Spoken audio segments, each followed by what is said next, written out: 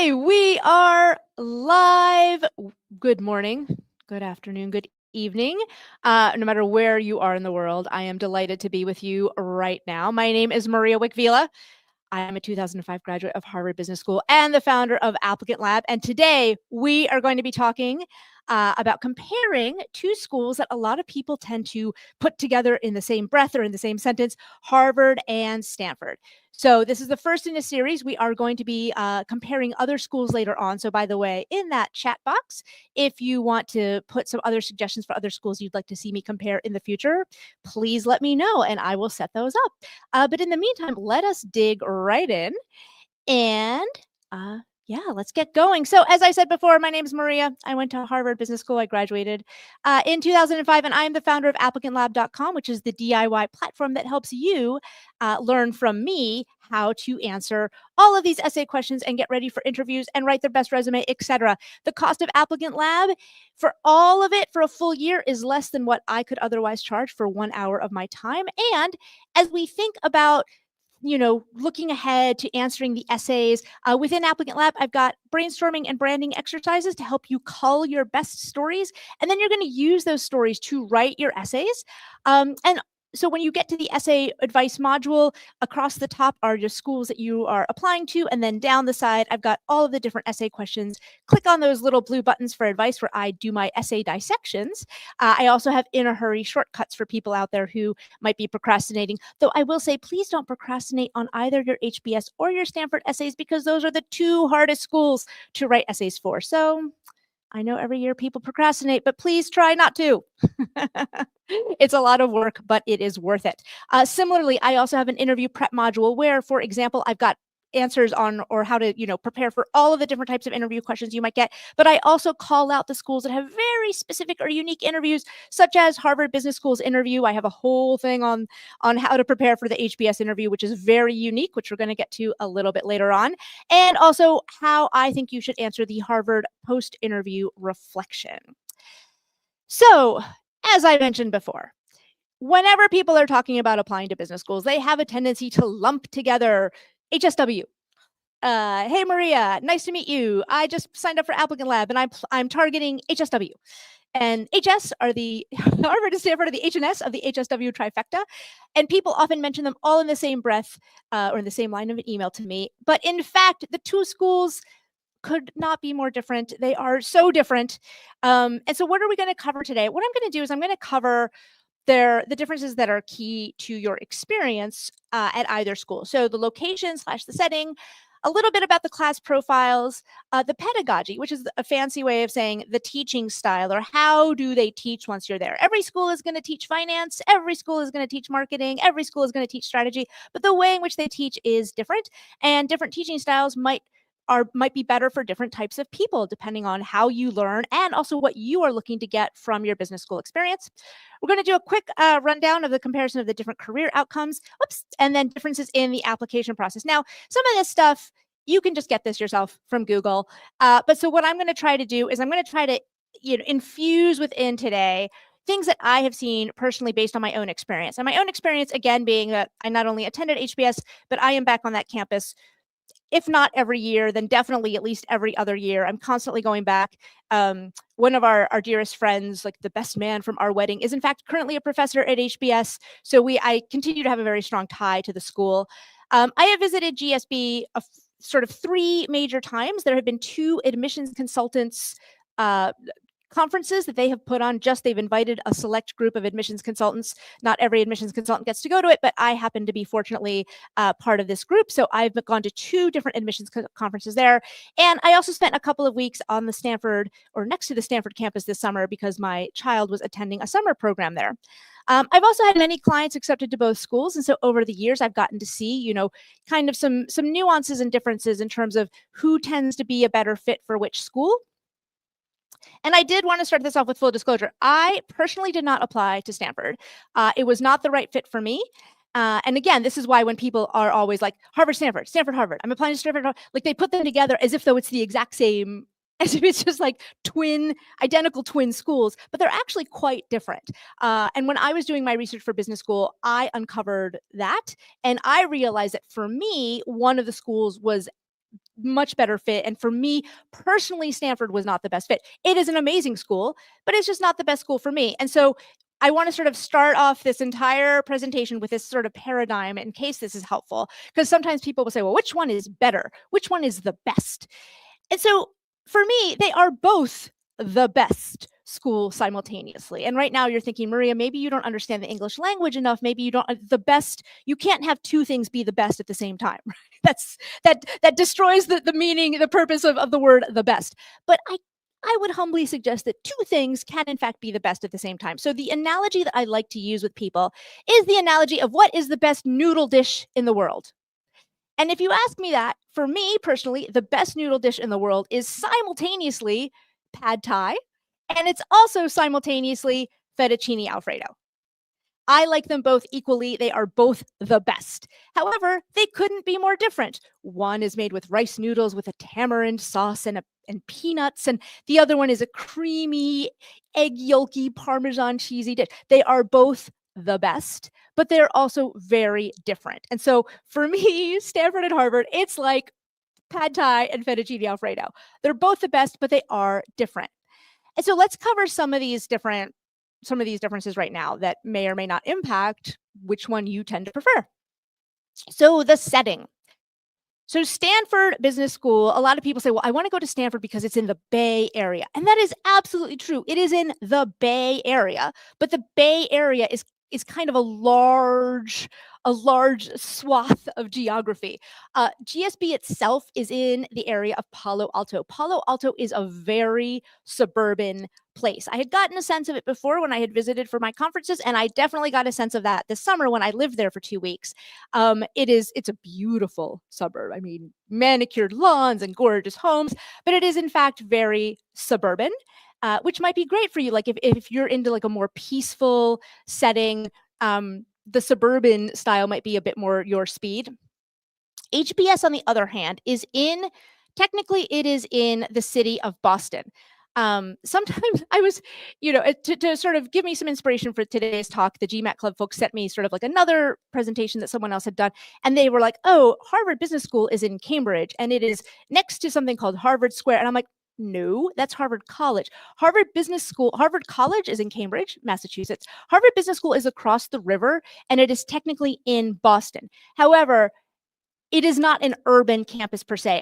As I'm going to show you in a second, it's kind of a self-contained campus. So you are technically in the city of Boston, but you are not surrounded by the city the way you are, say, not to throw a third school into the mix, but at Wharton in Philadelphia, you are in the city. Like the city is intertwined with the campus, but not so much the case at HBS. Now, if you want to get someplace else that isn't the campus, you can, at either campus, you can easily take Ubers or taxis or whatever it might be, just to give you a sense of sort of mobility.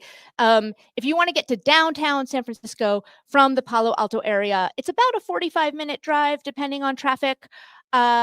And then if you want to get to the closest airport, there are several airports nearby.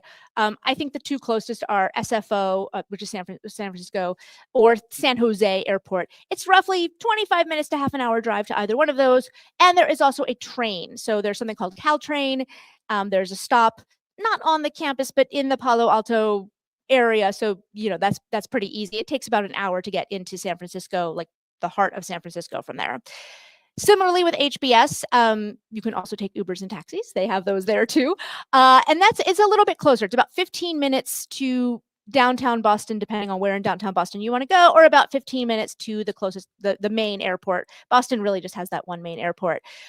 There is a subway system within Boston that can really help you get around. However, it's called the T. The T stop is in Harvard Square. Harvard Square is about a 20-minute walk from the Harvard Business School campus. So if somebody says like, oh, Harvard Business School, it's in Cambridge and Harvard Square has a ton of restaurants, like, no, you're a 20-minute walk away from the square that has the restaurants and the T stop, et cetera, et cetera. So just want to clarify that. Let's talk weather. In case weather impacts you, the climate at Stanford is beautiful. It's sunny. It's gorgeous. It's California. So, of course, it's beautiful and sunny and gorgeous. the temperature might dip down a little bit in the cooler temps in the winter, but it is nothing like Boston. Boston, you are going to need a winter coat. I at one point had like two different I had like sort of a jacket, and then I had like another winter coat on top of that. I'm not a good cold weather person. But fortunately, don't be alarmed by that in case you are like me and you are not a cold weather person. Harvard Business School campus has a tunnel system.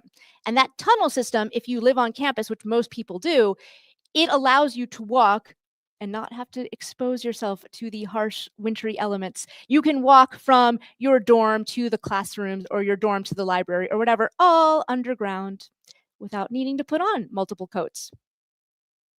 Now, in terms of the location of where does a business school sit compared to the rest of the campus, the GSB campus is a little corner of the broader Stanford campus. It is integrated within the rest of the school. And in fact, one of the things that a lot of folks at Stanford do is they will take classes, they call it across the street, which means if you're a student at Stanford, you can take just around 10% of your classes. I think it's like 10 out of 90 or something like that in terms of the credits. You can take a number of classes at other schools within Stanford. So for example, you might want to take some classes at the design school or at the computer science type of school, or public health, public policy, whatever it is that might be of interest to you. You are allowed to take classes, and it's right all there, part of the same campus. For HBS, however, the Harvard Business School campus, like I said before, when I was like, well, Harvard is in Cambridge, but HBS is in Boston, it's because there's a river. And the Harvard Business School campus is in its own little kind of its own little area across the river from the rest of the campus. Now, there is a shuttle service, but if not, you've got that 20-minute walk. So let me just show you. Here is an approximate Google Map image of the entire Stanford campus. And right up here in the corner is the Graduate School of Business. So you can see sort of here, we've got the School of Education, the Design School. I know I'm kind of great. Actually, maybe there we go. You've got the School of Education, the Design School. I think the engineering program, those were somewhere around here somewhere, if I'm not mistaken. And so as you can see, it is the business school. It's separate, but it is very easily integrated and part of this broader campus. Harvard Business School, on the other hand, see this nice blue twisty river? It's almost like a moat. It's not a moat, it's the Charles River, but Harvard Business School is across the river. So the rest of like some other, sometimes people want to cross enroll in other classes at other graduate schools. So like the Harvard Law School is up here, the engineering school is here. I mean, let me see. Okay, and here's HKS. HKS is the public policy school. So this is about a 20-minute walk. When I said it's about a 20-minute walk into Harvard Square, that gets you to around here. So if you then want to take a class, say, in the engineering school, it would probably be closer to a 30 to 40-minute walk. So HBS is definitely separated from that rest of the campus. However, the good news is that HBS is that self-containment in some ways is very nice. It is a very residential campus. The majority of students live either in a dormitory or they have apartment buildings on campus. They also have family housing, and Stanford has this too, by the way. This is not unique so much to HBS, but I think the percentage of people at HBS who live on campus is pretty large. And so, for example, like when I lived there, here was my dorm room. And it's a super quick walk, right? It's kind of a far walk to the rest of Harvard, but to within HBS itself, everything is a super quick walk. So here, do you see, I drew a little arrow of myself walking to the gym, which is called SHAD. I didn't go to the gym that often, but you guys don't know that. So I'm going to pretend to the internet for the rest of YouTube history that I was going to the gym every day. I was going to SHAD. That's a very important arrow to draw. But more importantly, these two buildings right here were basically all of the classes were held in Spangler and Aldrich. There's a cafeteria on campus. There's a couple of different places to eat. So you can see it's all very contained. And once again, like I said, there is that tunnel system, which is pretty important in those winters. So let's look a little bit at what are some of the differences, if any, in the class profiles of the folks who end up going to these two different schools. Now, in terms of the number of students who enroll each year, Stanford's got I'm pulling this from the most recent class information.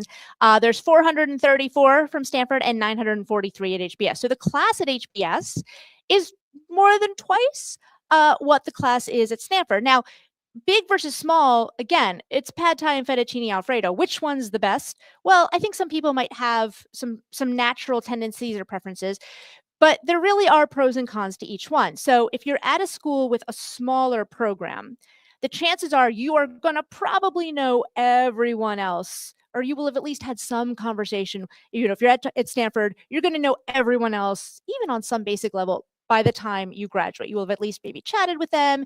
You might have seen them give a presentation where they talk about some aspects of their lives, or their backgrounds or their childhoods or whatever it might be. So a lot of people, that close-knit community is fantastic. The benefit, however, of a larger class size is, yeah, look, you're not going to know everyone. Like, realistically, you're probably not going to know all 900 people.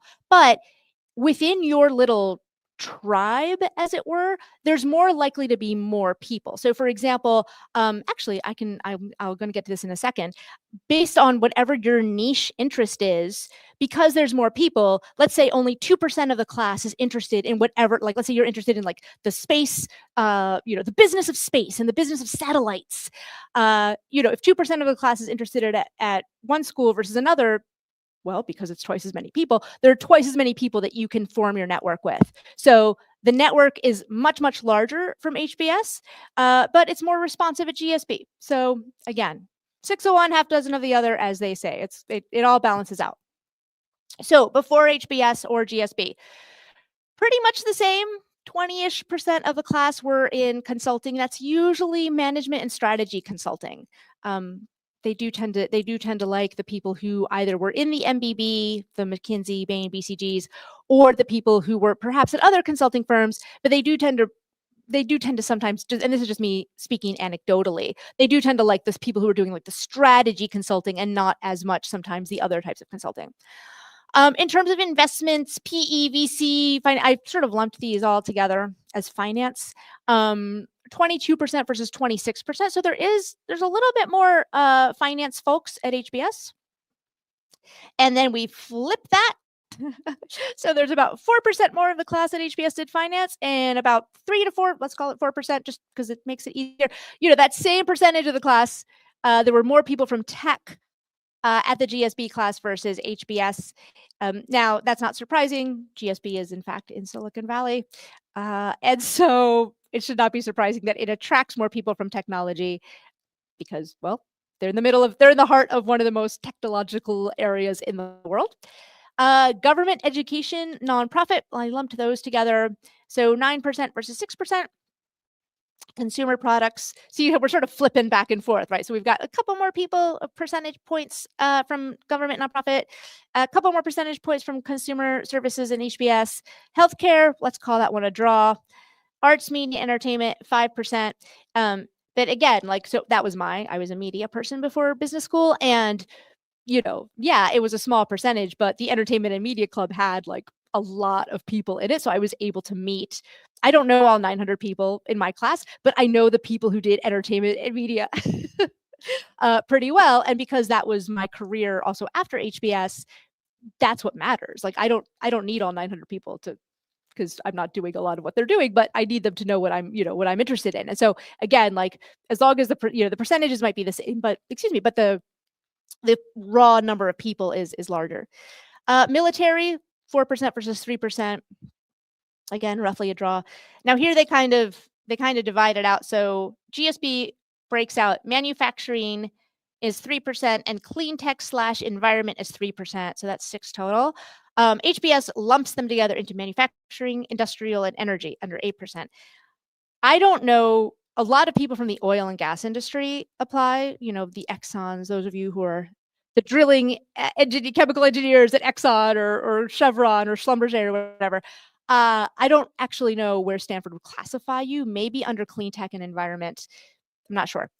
And then sort of other 3%, and then HBS calls it services. I don't actually know exactly what they mean by services, I'll be honest. But that gives you pretty much, so basically what I want you to take away from this is that it's essentially kind of a draw, give or take a couple of percentage points. The only notable difference, and I don't think it's a dramatic difference, but finance, a little bit more HBS, tech, a little more GSB.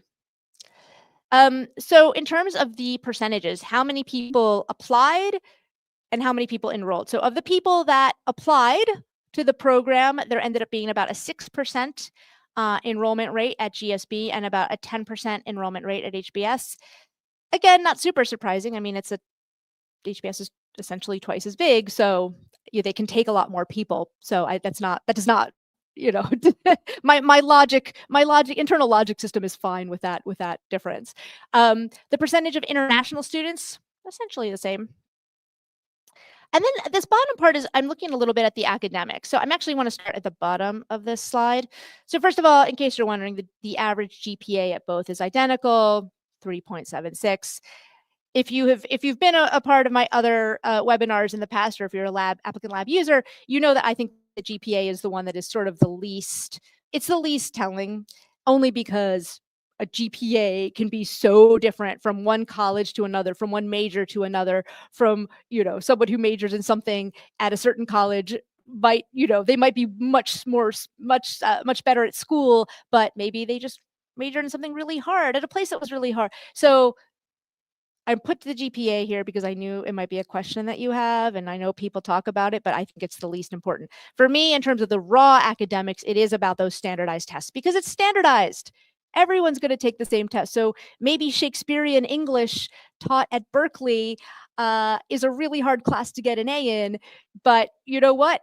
The verbal part of the GRE or the verbal part of the GMAT, it's the same verbal for everyone. So that's why I believe that, yeah, look, if you really did like badly, you had like some bad grades in college, you're going to have to explain them, of course. But really, it comes down to those standardized tests in terms of helping me as an admissions, when I put on my admissions hat, it helps me gauge, okay, how is this person going to be able to handle the curriculum? And are they going to be sort of competitive, so to speak, with their classmates? In other words, are their classmates, if everyone's sort of at the same level of academic performance, then the classmates are going to be like, oh, I'm so glad I came here because I'm surrounded by other people who are so smart.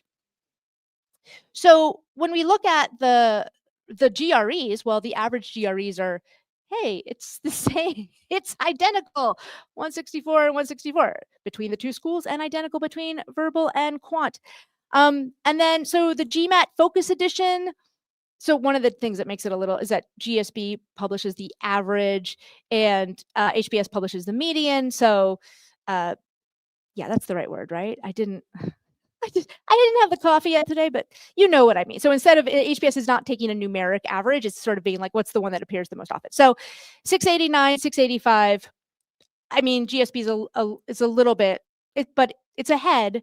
Similarly, under the old GMAT, 738 average versus 730. So presumably that means that more people at GSB are in fact scoring higher in terms of the accepted class, right? It would indicate that on both versions of the GMAT, there is a higher range of GMAT scores. So that would indicate that GSB is not massively, it's not a huge, but just a smidge more interested in accepting people who have those higher scores. Now, this here in sort of near the second to bottom column or second to bottom row, see, I told you the coffee, I didn't have the coffee yet. This second to bottom row I thought was really fascinating. The number of universities represented in the incoming class. So at GSB, it's 190 universities. And at HBS, it's 283. Again, HBS is a bigger class, so of course they can accept from a broader swath of people. But, this does say to me that GSB, and I have seen this in my own, again, anecdotally in the 20 years now that I've been doing this, you sort of see some people who get in and some people who don't. And I have seen that HBS is more willing sometimes to take risks on people who maybe didn't go to the super fanciest, shiniest college in their country, right? So, I mean, and they can afford, they can afford to do it because they have the bigger class. So, for example, if you went to Princeton or Yale or MIT or Oxford for undergrad, both GSB and HBS are going to love you. But HBS does take people from almost 100 more schools. and as a percentage, it's a pretty big difference. So if you went to say, I don't know, I'm going to make up a school. If you went to like non-elite community college in the middle of nowhere, uh, you are statistically more likely, HBS is more likely to give you a chance, is basically what I'm trying to say. They do draw from a broader pool of universities and colleges from around the world. So that's just something that I have noticed. All right, so I've been talking about your brain power and how it's assessed. Lots of different ways to assess it. So why does brain power even matter? Because it turns out that when you go to business school, it's school. Sometimes people forget that. And then I get the emails back and they're like, hi, Maria, I'm in my first semester. I'm in my first quarter. And whew, this is really a lot of work. I'm like, yes, it is school. You're applying to go to a school. So the pedagogies are actually really quite different between the two schools. So in that first year, every business school is going to have something called the core. And basically, why do business schools have the core? It's because they want to make sure that if somebody graduates and says, I'm a graduate of this, I have an MBA from this school, that at least they'll be able to have a basic conversation with another human being about something about marketing, something about finance, something about accounting, that they'll at least have, sort of a foundation to work off of. However, the way in which the core is implemented at different schools can vary hugely. So at GSB, there are a few mandatory classes that everyone has to take, sort of at the beginning. I think it's like 4 of them. Then after that, you have to take some core classes, but they give you, I believe it's 8 different categories, and you have to take classes within 5 of those 8 categories. And within those 8 different categories, sometimes there is more than one class that fulfills that requirement. And taking it even a step beyond that, sometimes that same class, there might be different levels of the same class. So for example, there might be a data analytics class that is data, and I don't know if that's the name, but let's call the subject as data analytics. Data analytics basic, data analytics accelerated, data analytics advanced. So even within the core, there's a ton of different permutations of exactly how are you going to shape your core in terms of which of the topics are you going to explore within the core. It rhymes. When you explore the core, what will you do it for? Like which class, you can take different levels, you can take different subjects. And then most people get to take at least 2 electives in year 1. I think I've heard that a couple of folks who just place out of some of the core subjects, like they're so far ahead, they might get to do 1 extra elective, but everyone's going to get to take at least 2 electives in year 1. Now, HBS, on the other hand, it could not be the opposite. It could not be more opposite. Everyone at HBS takes the same foundation classes that first year. Everyone is taking the same classes with the same cases, the same everything. And I got to tell you that when I arrived at HBS, this was the only thing that at the beginning, before things got underway and things got moving, at the beginning, I was a little bit grumpy about this. This was like, man, I love everything about this here so far, except I just wish that I didn't have to take this one. The class that I was grumpiest about, by the way, was entrepreneurship. I was like, I can't believe they're forcing me to take. I'm going to go back to work for a big media company. I'm never going to be an entrepreneur. And look at me now. So I am so glad that HBS forced me to take a class that I was, not at all interested in taking. They forced me to take entrepreneurship, and I am so glad they did, because wow, what a life-changing class. So yes, it is less flexible. It's essentially the definition of there's essentially no flexibility. However, a couple of benefits to this. First of all, it is very consistent, right? Every single person your year takes, because you've all taken the same classes, you all then have a similar vocabulary and the same basis of knowledge to then not only go out into, your second year classes, but then out into the world. I mean, I still have conversations sometimes, when I'm having lunch with some, former classmates, and someone will be like, oh, that sounds like a cranberry case, right? Because the cranberry case is a famous first year operations case, right? And because we all took the same operations class, I immediately know if somebody says, oh, it's the cranberry case, I know exactly what that is. And so it helps develop a lingua franca. If you go to HBS, it just helps to, I think, kind of create more of a I don't know, like a sense of I don't know, community. I don't know how I would describe it, but it just makes this sort of this. We all are on the same page. Now you might also say like, but if I already know accounting, Maria, then why do I need to take accounting? Like that's ridiculous. Because then that gives you an opportunity to be a teacher for others in your section. So if you're an accountant right now, you might think, why do I have to take accounting?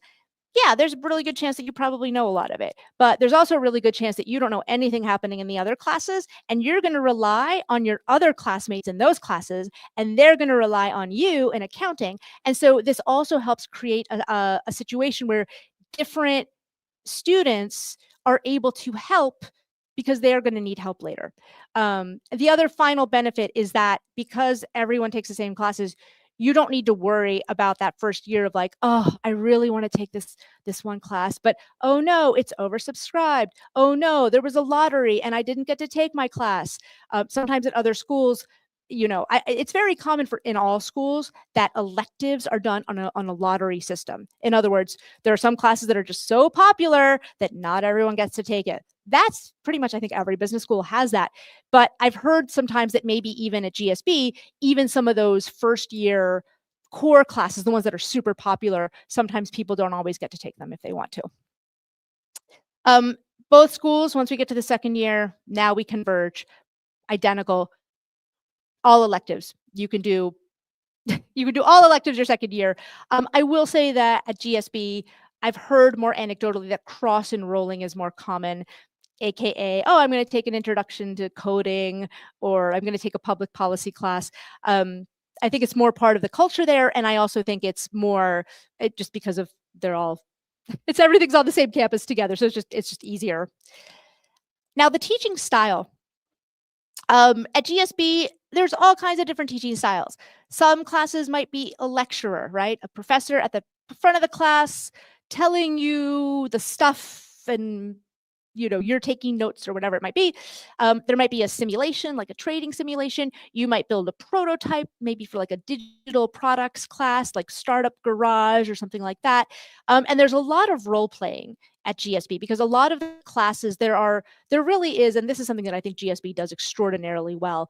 They have a lot of classes where you're learning about how to wield influence and how do others perceive you, and when are you at your strongest and when are you maybe at your not so strongest, and you need to be aware of that, that Achilles heel that you've got. There is a lot of that going on at Stanford. They really focus on that quite a bit, and so there will be a lot of situations where you might have, you will have to give fake feedback. I'm sort of inventing this, but let's say you have to have a difficult conversation with someone, and so you role play that conversation, and then the other people in your T group or whatever it's called then give you feedback on how could that have been better. So there's all kinds of different ways that you can do the learning at GSB. At HBS, the case method is the main. Almost everything is done through the case method. Now, I have done another presentation in the past that really dives deep into the benefits of the case method. Maybe we can put that, note to self, we can put that in the comments or the description of this YouTube video, where I really talk about the pros and the cons of the case method.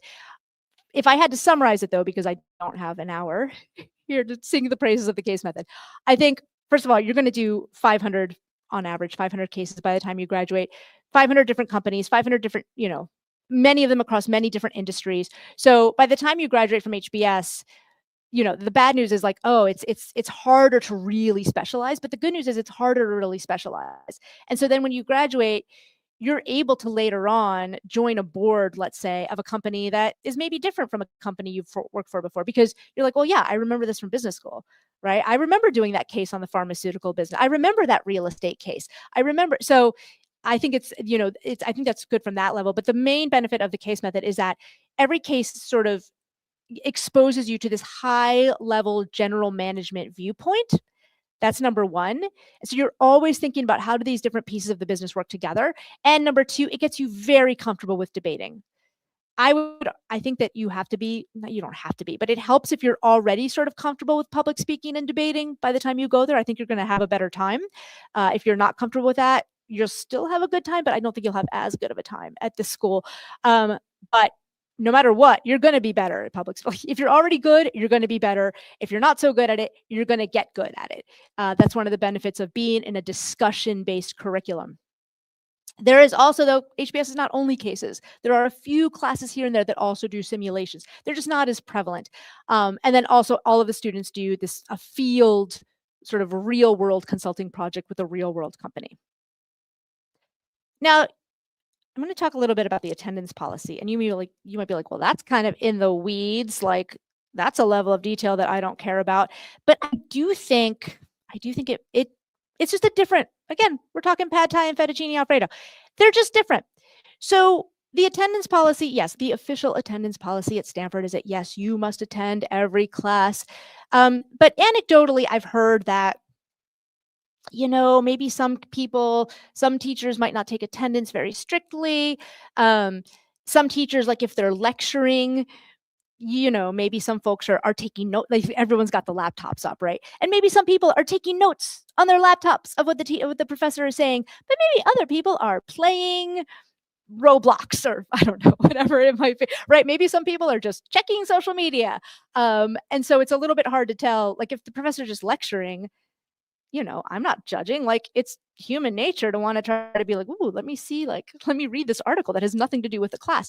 So because of the nature of the classroom, like it can be a little bit hard. I've heard that it's a little bit tougher sometimes. Like there might be some folks in class who might not be fully engaged in the conversation. They might be sort of distracted or doing something else or working on that business plan in the middle of class. And also apparently, like some Stanford professors, like the day before there's this, it's called the room temperature. So this is in contrast to the cold call at HBS, which I'll mention in a second. So the cold call is when the professor at any point in any class can look right at you and say, Maria, what do you think about what James just said? Right. So you have to be constantly paying attention. And they open every class is opened with a cold call at HBS right off the bat. I've heard that at Stanford, it's more like, oh, like you might get the professor might give you a little heads up, like in advance, like, hey, like Caitlin, tomorrow I might call on you, so just be ready. I don't think that that's every teacher, but there's definitely more of there's more variability from what I've heard in terms of like, do you have to be in attendance and do you have to be paying attention the whole time? That might vary a little bit more at GSB, which by the way, like I don't blame them. You're at Stanford. You're surrounded by literally some of the brightest minds and leaders from your generation from around the world. And so I would also probably get a little distracted, right? I would also probably skip class to go to a meeting about a business plan competition, that I would get. I don't know if that's an actual scenario, but I too might be tempted to, like, oh, pay attention for the first 20 minutes and then maybe, at least I would do that. I get distracted kind of easily though. At HBS, it doesn't matter how easily I get distracted. You can't get distracted in a case discussion. Well, you can, but it's a lot harder. So at HBS, you have to be on time. If you are late to class, some professors don't even let you into the room. And if they do let you into the room, you are immediately getting a very bad grade. So that's because there is a stricter norm around class attendance being mandatory and on-time attendance being mandatory. That that little tone sounds like at whatever 8:40, like boop, class starts and everyone butts in the seats, everyone's ready to go. Participation is also mandatory in every class, not literally every class every day. You will say something. That's not realistic because some of the classes have 90 people in them. But participation is the major or a major part of your grade at HBS. The cold call. Every class starts with a cold call. You might guess sometimes who might get the cold call in a given day, but then that defeats the purpose of the cold call.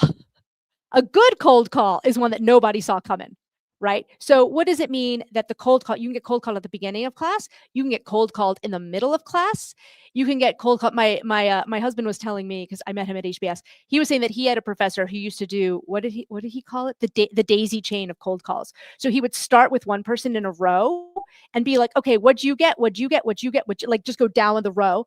And you never know. So basically, because first of all, I find the case discussion to be so engaging and so interesting that it even me, I could keep it even kept my attention for an hour or more at a time. But so that just the innate nature of a discussion, of a fast-paced discussion, keeps your attention, but also knowing that you might get called on at any point, it provides a little bit of an incentive for you to show up to class, to not just physically be there, but to mentally be there and to have prepared in advance. And so basically the GSB, pedagogy, it's more about flexibility. And it's more about like, hey, you're at GSB and there's a whole Stanford experience. And so look, maybe if you miss a class or two, excuse me, sorry. It's not great. We don't love it, but you're not going to like get in trouble. HBS has a more rigorous approach to learning. So that's something you might want to keep in mind, depending on which one you prefer. Career outcomes. So this is from the latest careers report. About 2/3 of each class was actively seeking employment. I'll show you in a second the people who weren't seeking employment, what they were up to. But of the people actively seeking employment, the real thing to kind of focus on the most is that, so for tech, not surprising. 35% of the class at GSB ends up in tech, and 22% of the class at HBS ends up in tech. Again, I will provide the friendly reminder that because the class is so much bigger at HBS, more numbers of people are graduating going to tech. But on a percentage-wise basis, of course, I would be shocked if this weren't the case for Stanford. Of course, Stanford sends more people into tech. They're in Silicon Valley. It makes a lot of sense. Now, in terms of finance, both schools send, I think, kind of roughly very similar percentages of total, but the flavors within that are quite different. So investment banking, HBS sends 6% versus 3%. Hedge funds are roughly the same, 7-8%. And then for PE and VC, these add up to 22 versus 18. So there are higher percentages of people who go into either PE or VC. Again, the VC one should not surprise us at all. Like there's like the Stanford campus, and then you drive, and then there's something called Sand Hill Road, and Sand Hill Road is where all the top VC firms have, or historically used to have, their offices, and to this day often have. So like you basically you get out of bed at Stanford and you roll down the street, and oh, I'm at a VC firm headquarters. So that should not surprise us at all, given given so many facets of Stanford. Location being one, and then other is sort of 1% versus 3%. So basically, if you want to do like traditional investment banking, HBS might be a slightly better a better school to consider. And by the way, if you want to do private equity in the longer term, usually you have to have done some stint in investment banking, some stint for a year or two, whether you already did it before business school, or if you're going to do it after business school. So if you want to do PE after business school, but you don't have a banking background, you will need that investment banking experience. So even though the PE number is bigger for Stanford on the immediate, like right out of graduation, right out of the gate, if you want to eventually go into PE, also look at schools, not just HBS, but look at any school that has a strong investment banking pipeline, because that's step one. And then from there, you could try to get jobs in PE. Consulting. So whereas Stanford's got, I don't know, what's that, 13% more of the class going into tech, HBS has 10% more of the class going into consulting. And this should not surprise us at all. The CASE method is very, very good training for management consulting, strategy consulting, again, because of that lens that it gives you, and also because it forces you to learn how to defend your assumptions in front of other people in a friendly but rigorous way. And then from here on down, things are kind of similar, like healthcare's 5%, 6%, consumer products, 2%, media entertainment, 2-3%. And then here, I thought this one was actually really interesting. Nonprofit government. And then down here, we've got education at 1%. So let's add those two together and call that 2%. I was actually really surprised when I saw this, because I thought, Stanford talks so much about changing lives, changing organizations, changing the world. I had sort of thought, before I really dug into this number, I was like, oh, this is really, I would have thought that a much higher percentage of people from Stanford end up, because if we remember, we think back to the beginning, I think it was something like 8% of the incoming class is from the nonprofit realm, and now 1 or 2% on the other end are doing that. I would assume that they're probably, though, they might be doing like, if they are doing consulting, if they're one of the 11% doing consult, maybe some of them ended up doing social enterprise consulting or something along those lines. But so HBS sends more people. I also know that HBS, by the way, at least in the past, they had a program where like you can go into nonprofit and the school itself will help make up your salary. So that way it's still you're still making a competitive post MBA salary, even if without that you would not be making as much. So I know that that's a program that they have. Manufacturing, and then down here at the bottom, like these are the ones where like the reports don't match up because they have different categories. So HBS has 5% in manufacturing, which is interesting. Like I wonder, who knows if manufacturing, where that's going to go in the economy in the next several years. Energy, 4%. I would assume that that's primarily sustainable energy, but it could also be oil and gas. So education, 1%, real estate, and then services, 3%, other 2%. So down here, but these are small numbers anyway. So the biggest differences is really between tech, within finance, the PE/VC, but again, because more people going into Stanford, I think, come from a PE type background. So, if you go in with PE, you can come out with PE, and really consulting being a big difference. So the career outcomes in terms of locations, it's interesting that, and not surprising, that 55%, so just over half of the class at Stanford, stays on the West Coast of the United States. I have lived in Los Angeles for over 20 years now, and I don't blame anyone. I came out to the West Coast and I stayed. I am not surprised at all that people come out to Stanford and they come to the West Coast and they stay. Not at all a surprise. What is a little bit more surprising is that over a quarter of the class ends up in the Northeast. So the Northeast is primarily probably New York and to a lesser extent, Boston. So about a quarter of the class does in fact end up on the East Coast. So don't feel, if you're interested in a career on the East Coast, don't feel that, oh, well, if I go to Stanford, I'm going to be trapped. I mean, you might end up wanting to be trapped on the West Coast. You might end up not wanting to leave California, but you can absolutely go to the East Coast, back to the East Coast after graduation. So over a quarter of the class is doing that. And those numbers are almost flipped for HBS. So similarly, like, oh, I love Harvard, Marie. I'm really into the case method. I think it's going to be so good for me, but I want to be on the West Coast after I graduate.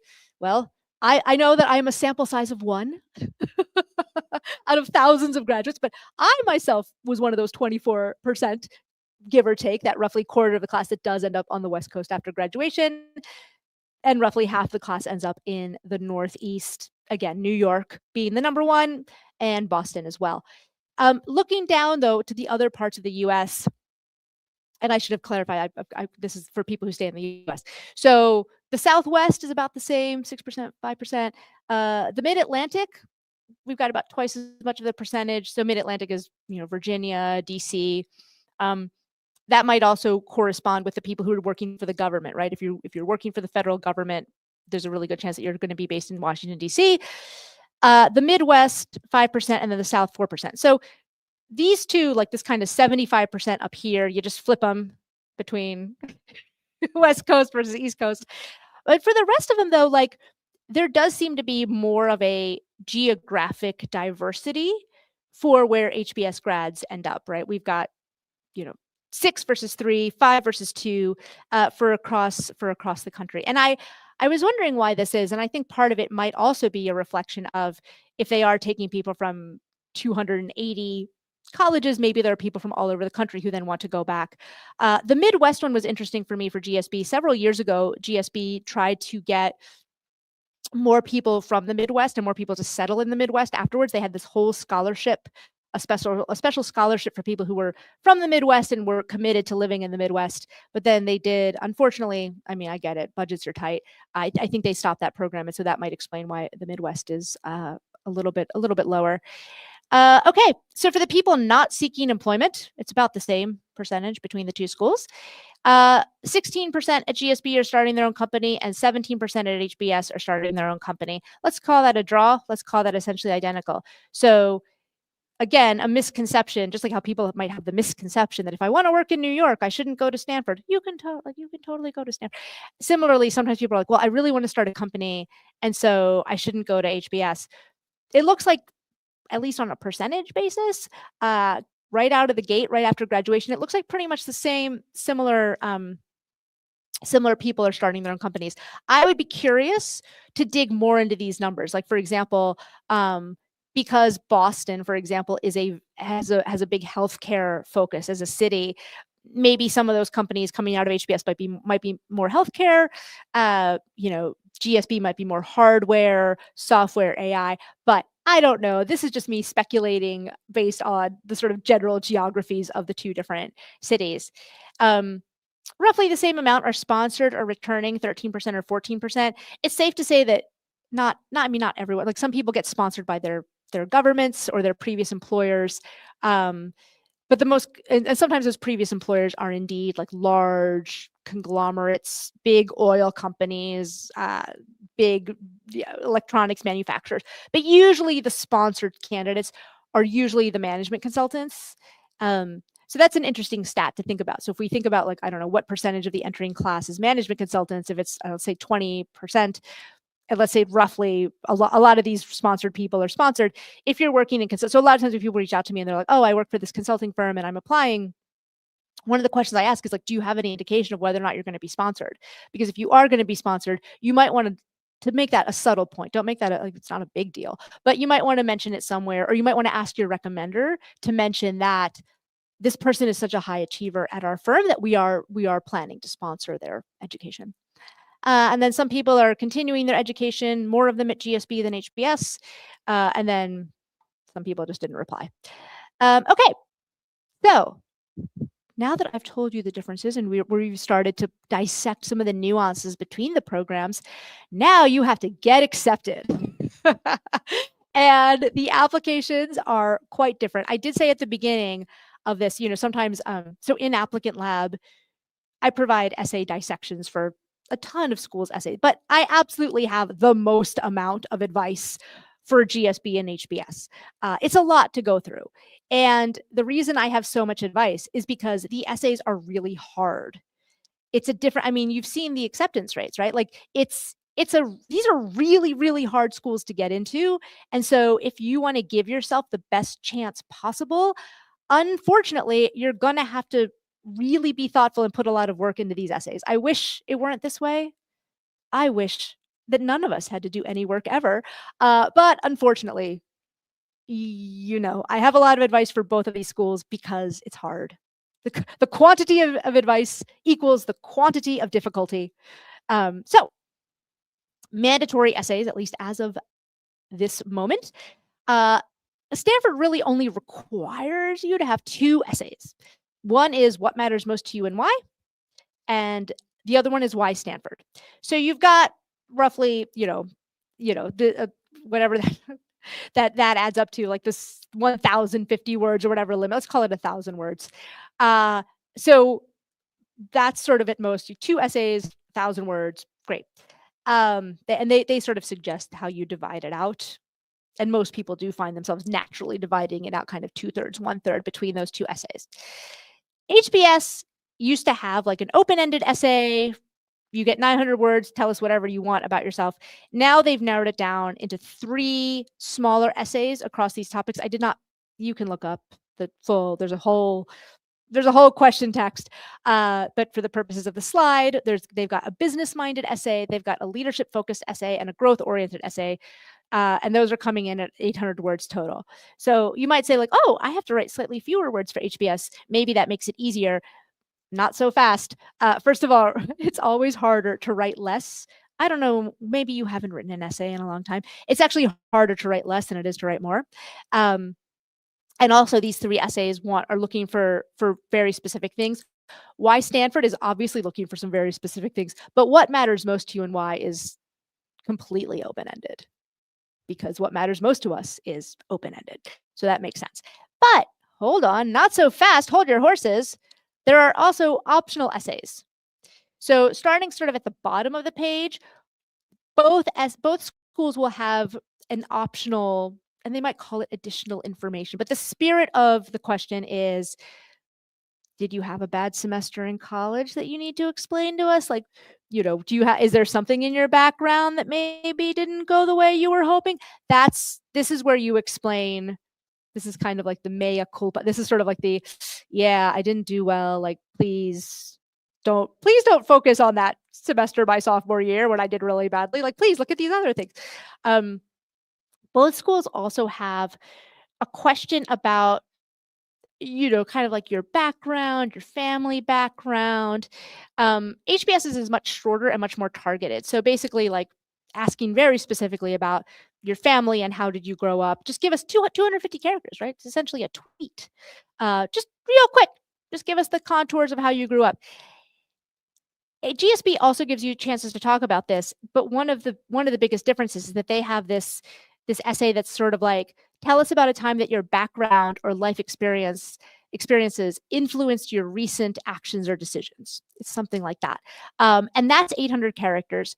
So I don't know, if we assume sort of 6, depending on how big your words are, if you use shorter words, you're going to get more out of that 800 characters. Let's call that 120-ish words.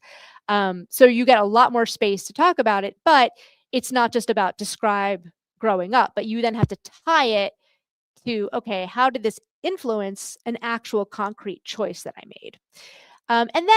But it's also optional. And then you have the option to write 3 mini essays about a time that you've had a positive impact. I refer to these as the 3 leadership stories, because obviously, if you're a good leader, you've been making positive impact on other people. Keep in mind when you are writing these, one maybe handy thing to think about is the GSB motto of change lives, change organizations, change the world. You're going to want to show that you're someone who has already done definitely those first 2 and is on your way, or hopefully the sort of person who's on your way to doing the third. Some people in the GSB pool, though, honestly, have already started changing the world. So that's where you're going to want to really, those leadership hero stories, you're going to want to put those in those 3 optional essays. And then the interview. Let's say that all of this stuff goes super well. Great, you've been invited to interview. The interviews are also completely different. GSB, the average, there's sort of no minimum, maximum. Let's call it 45 minutes, sometimes 60 minutes. I've heard people go over an hour with their interviewer. HBS, you get exactly 30 minutes. Like exactly, like the stopwatch is going and tick, tick, tick, tick, tick, bing, 30 minutes, you're up, you're done. Thanks for your time, but you're done. Who's the person doing the interview? So with GSB, it's essentially always an alum.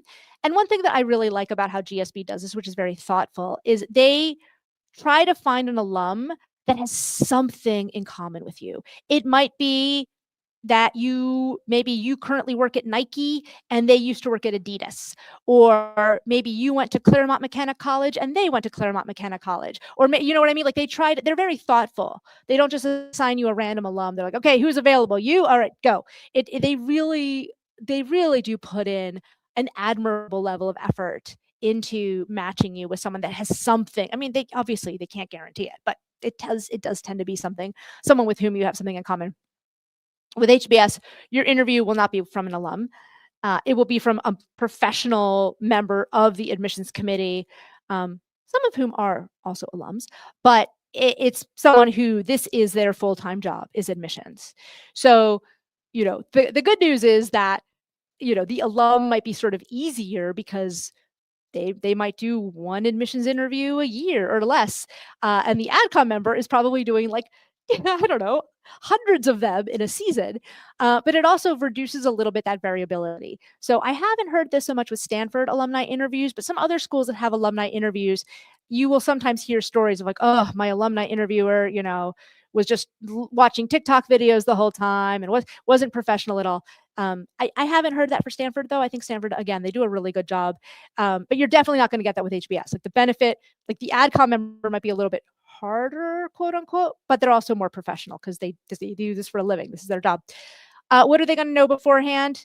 GSB, that alum's just going to have your resume. The HBS reader will have read your entire application. Anything written in your application is fair game.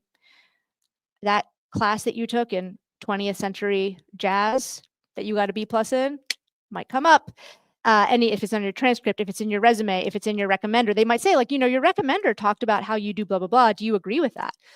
anything in your entire written application is fair game. I'm sorry, these little boxes showed up. Okay. The vibe for the GSB does tend to be kind of more relaxed, a little bit more friendly. HBS it's not that they're not friendly. They're very cordial. They're very nice, but it is very intense and fast, right? We need to get through. We only got 30 minutes, and I've got a lot of questions that I want to get through. The GSB interview, the style, it might be fewer numbers of questions, but lots of follow-ups, right? So, okay, tell me about that thing that you did. All right, so what were you like? What led to that idea, or like what did you say? What were you thinking in that moment, right? It'll really they're more likely to really probe on a few stories. HBS will absolutely ask follow-ups, but it is more likely to be like a rapid fire of like, okay, you said you want to work in the hamster food industry. How many hamsters are there in America? And it could be anything. So it is more likely to kind of rapid fire. And look, every business school is looking for similar things in the interview. So as I started to write this slide, I thought, oh, let me put like a list of what they're looking for in the interview. But I have to get out of this room. Sorry. I didn't realize I'd run over. But if I had to summarize the differences, HBS is looking for people who are true innovators, world-changing innovators, and HBS is looking for, can this person thrive in our fast-paced, case-based pedagogy? So unfortunately, I do have to go. I ran over time by a minute or so. So if you have any questions, please do email me, support@applicantlab.com. And thank you so much. Have a great rest of your day. Bye.